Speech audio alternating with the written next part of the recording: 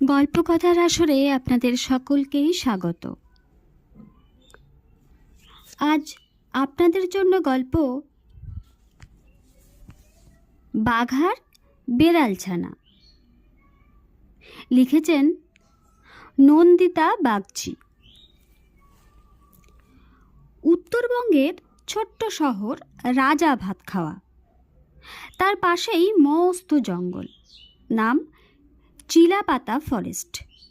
সেখানে আছে এক ব্যাঘ্র প্রকল্প, অর্থাৎ সেখানকার প্রাকৃতিক পরিবেশে চিতাবাঘেদের ছেড়ে দেওয়া আছে তাদের সুখে সংসার করার জন্য।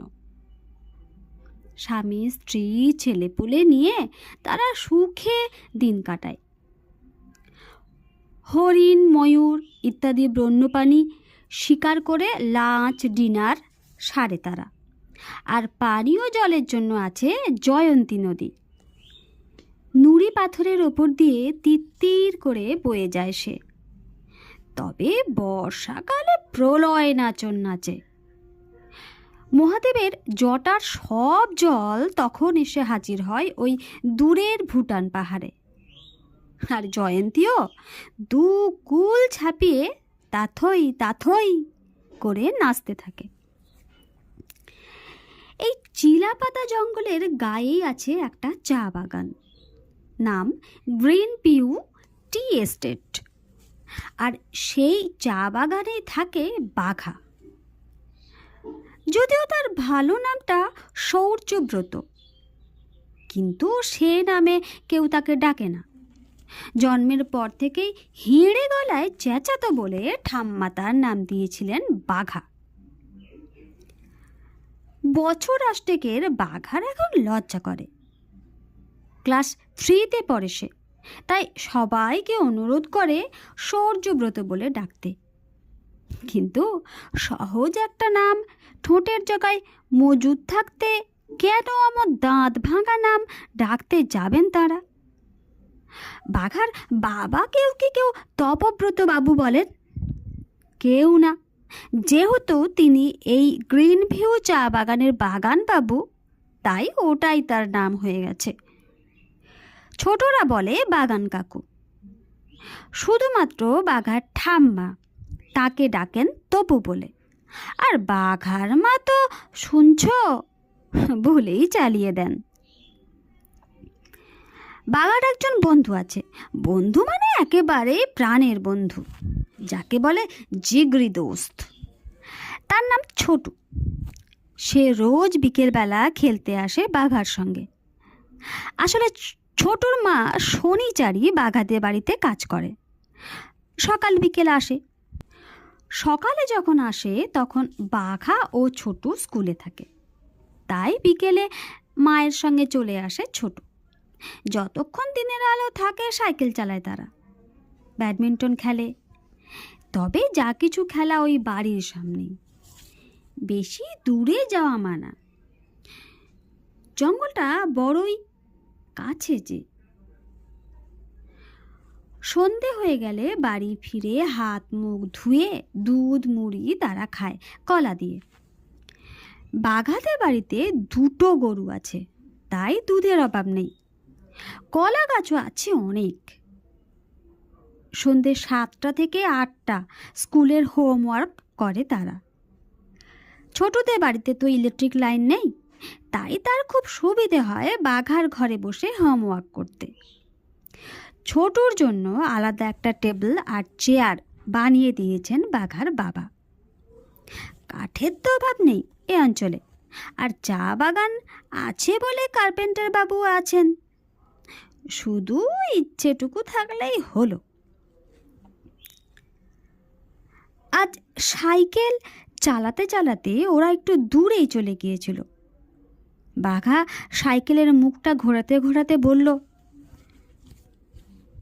ছোটু চল ফিরে যাই, বাবা জানতে পারলে পিটুনি খাবো। ছোটু সাইকেলটা আচমকা ঘোরাতে গিয়ে একটা ঝোপের উপরে গিয়ে আছড়ে পড়ল।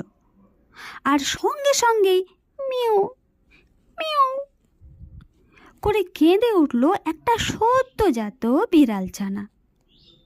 তার মা তাকে ঝোপের আড়ালে রেখে হয়তো খাবার খুঁজতে গেছে। ছোট সাইকেল থেকে নেমে তাকে কোলে তুলে নিল। এখনো চোখ ফোটেনি বাচ্চাটার। ছোট্ট একটা কালচে মাংসের দলার মতো দেখতে, ধোঁয়া ধোঁয়া রং। বাঘা বলল, চল এটাকে বাড়ি নিয়ে যাই, আমি পুষব। ছোটর খুব ইচ্ছে করছিল যে তার নিজের বাড়িতে নিয়ে যাবে পুষিটাকে, কেননা সেই তো ঝোপের ভিতর থেকে আবিষ্কার করেছে ওটাকে, তাই মালিকানাটাও তারই হওয়া উচিত। কিন্তু বাঘা তার প্রাণের বন্ধু, তার উপরে বাঘার বাবা মা কত খেয়াল রাখেন তার, তাই স্বার্থত্যাগ করতেই হয় তাকে। বাঘার সাইকেলের সামনে যে বেতের বোনা কেরিয়ারটা আছে, সেখানেই কিছু শুকনো পাতা বিছিয়ে শুইয়ে দেয় পুষিটাকে। বাড়িতে পৌঁছতেই হামলে পড়েন বাঘার ঠাম্মা। কোথা থেকে নিয়ে এলি এই বাঁদরের বাচ্চাটাকে? হেসে কুটি কুটি হয়ে বাঘা বলে, হ্যাঁ, বাঁদরের বাচ্চা নয় গো ঠাম্মা, বিড়ালের বাচ্চা, যাকে ইংরেজিতে বলে কিটেন। ওই হলো, যাহা বেড়ালের বাচ্চা তাহাই বাঁদরের বাচ্চা, একটা জানোয়ারের বাচ্চা তো নয়। বাঘার কষ্ট হয়, এমন কিউট একটা কিটেনকে ঠাম্মা জানোয়ারের বাচ্চা বলে গালিগালাজ করছেন কেন? তাই সে ঠোঁট ফুলিয়ে বলে, হ্যাঁ, তোমার কাছে তো সব অ্যানিমেলই একই রকম, নইলে একটা মানুষের বাচ্চার নাম কেউ রাখে বাঘা? ঝগড়াটা চরমে উঠবার আগেই তাতে জল ঢেলে দিলেন বাঘার মা। তিনি একজন অ্যানিমাল লাভার, তাই বললেন, ও মা, কোথায় পেলি এটাকে? কি সুন্দর দেখতে! এ বাবা, এটার তো চোখই ফোটেনি এখনো। আহারে, একেবারে নিউবর্ন। বাঘার মায়ের নানা ফিরিস্তির মাঝখানে হঠাৎ মিউ মিউ করে কেঁদে উঠল বাচ্চাটা। বাঘার মা বললেন, আহা গো, ওর বোধহয় খিদে পেয়েছে, দেখ তো কেমন মাকে খুঁজছে। একটা বোতল পেলে ভালো হতো, দুধ খাইয়ে দিতাম। দাঁড়া, শনিচারিকে বলছি বাজার থেকে বোতল কিনে নিয়ে আসতে। কিন্তু শনিচারি এসে বলল যে বাচ্চাটা বড়ই ছোট, বোতল থেকে দুধ টানতে পারবে না, বাটি চামচেও খাওয়ানো যাবে না, তার চাইতে তুলো দিয়ে পোলতে তৈরি করে দুধে ভিজিয়ে ফোঁটা ফোঁটা করে ওর মুখে দিতে হবে। যেমন ভাবা তেমনি কাজ। বাটিতে করে দুধ এলো, তুলো দিয়ে পোলতে তৈরি হলো, আর বাঘার মা বিড়ালের বাচ্চাটাকে কোলে তুলে নিয়ে ফোঁটা ফোঁটা দুধ দিতে লাগলেন তার মুখে। দিব্যি চুপ চুপ করে দুধ খেয়ে বাঘার মায়ের কোলেই ঘুমিয়ে পড়ল বাচ্চাটা। বাঘার ঠাম্মা একবার উঁকি দিয়ে দেখে বললেন, ছোট্ট সব আদিক্ষাতা, বলে নিজের ঘরে ঢুকে মালা জপতে বসে গেলেন। এখন এই বাচ্চাটাকে শোয়াবার তোড়জোড় চলছে। খোলা বারান্দায় রাখা যাবে না, কাক চিল নিয়ে যাবে সকাল হলেই। তাই বাঘার মা বললেন, ভাড়ার ঘরের এক কোণে একটা বিছানা পেতে দে শনিচারি, পুরনো কাপড় দিয়ে নরম করে পাতিস, ছোট জায়গা হলে হবে, নড়তে তো পারে না। কিন্তু শনিচারি বলল যে ভাড়ার ঘরে যে ইঁদুরগুলো আছে তারা খুবলে খেয়ে নেবে ওকে, বাধা তো দিতে পারে না এখনো। বাঘা হঠাৎ সমাধানের সুরে বলল, আমার ঘরে ইঁদুর নেই। বাঘার মতলবটা ধরে ফেলেছেন বাঘার মা, কিন্তু না বোঝার ভান করে চিন্তিত সুরে তিনি বললেন, তো বাঘা তুতলিয়ে বলল, না না, মানে আমার ঘরে থাকতে পারে ও। তারপর রাতে যদি ওর খিদে পায়, ঘুম ভেঙে গিয়ে যদি কাঁদে, তখন কি করবি? তোমাকে ডেকে নিয়ে আসবো। তবে তাই হোক, বলে হেসে পড়লেন বাঘার মা। আর বাঘার শোবার ঘরে কোনটি স্থিতি হলো পশুটির। এখন আরও একটা সমস্যা এসে হাজির হলো। ধাম তো পেল সে, কিন্তু নামটা কি হবে? ভেবে ভেবে হয়রান সবাই। ছোট বলল, বিল্লু রাখা যায়। ধুস, ওটা একটা নাম হলো? বিল্লু নামটা এক ফুঁয়ে উড়িয়ে দিল বাঘা।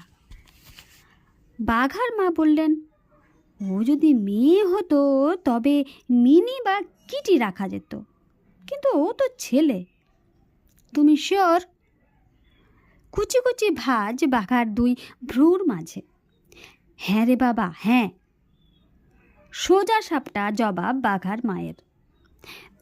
তাহলে গারফিল্ড রাখা যেতে পারে, বলল বাঘা। না রে, অত বড় নাম ধরে ডাকা মুশকিল। তার চাইতে স্মোকি রাখ। এ নামটা ইউনিসেক্স। ওর গায়ের রংটা কেমন ধোঁয়া ধোঁয়া না? খুব অ্যাপ্রোপ্রিয়েট হবে। ব্যাস, নাম ঠিক হয়ে গেল। দুধ মুড়ি কলা খেয়ে হোমওয়ার্কে বসে গেল বাঘা আর ছোটু। বিকেল থেকে কম ধকল তো যায়নি আজ। সন্ধেবেলা বাড়ি ফিরে সব শুনে বাঘার বাবা কোনো মন্তব্য করলেন না। তিনি শান্তিপ্রিয় মানুষ। বাঘার মায়ের পশু পাখির প্রীতির কথা তাঁর জানা। তার উপরে ছেলেটিও আজ মায়ের পক্ষ নিয়েছে। তাই লড়াই শুরু হলে গো হারান হারবেন তিনি। দিন কাটছে। স্মোকি এখন বোতল থেকে দুধ খায়। চুমু চুমু করে এক নিমিষে সাবার করে ফেলে এক বোতল দুধ। বেশ তাগড়া হয়ে উঠেছে সে। গলার স্বরটাও কর্কশ। সমুদ্র নীল চোখের মণি দুটো ছটফট করে আজকাল, কারণ সে বড় হয়েছে। আর যে কারণে তার নাম রাখা স্মোকি, সেই ধূসর রংটাও বদলে গেছে। হালকা ঘিয়ে রং এখন তার। বাঘাদের উঠোনের আম গাছটার গায়ে আঁচড় কাটে সে। কখনো ইঁদুর বাদুর শিকার করে আম গাছটার মগ ডালে উঠে বসে তাড়িয়ে তাড়িয়ে খায়। বাঘার মা তাকে ডাকেন গেছো দাদা বলে। আর ঠাম্মা সারা বাড়িতে গঙ্গা জলের ছিটে দিতে দিতে বলেন, কোথা থেকে এক বন বিড়াল ধরে এনেছিস বাঘা? 7 জন্মে এমন বজ্জাত বিড়াল দেখিনি বাপু।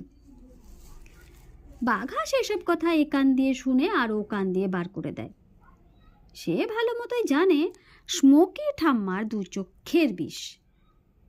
কিন্তু আজ সন্ধেবেলা যখন ছোটুর পা দুখানা আঁচড়ে কামড়ে ক্ষতবিক্ষত করে দিল স্মোকি, তখন নড়ে চড়ে বসলেন বাঘার মা।